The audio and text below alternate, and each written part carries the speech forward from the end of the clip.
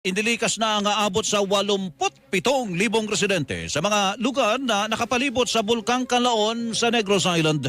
Ayon sa Office of Civil Defense, may evacuation center sa 11 barangay ngayon sa Negros Occidental. Tinatayang nasa mahigit sa 46,000 individual ang nasa loob ng 4 to 6 kilometer danger zone sa La Castellana. Nakatuon ngayon ang atensyon ng mga otoridad sa barangay Sangag o Sagang dahil sa direksyon ng hangin na nagdaragdag sa panganib ng ashfall.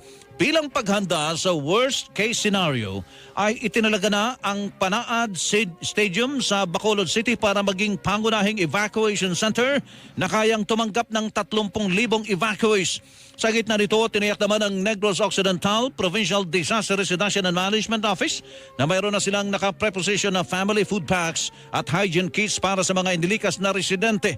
Anila, nasa Municipal Evacuation Center na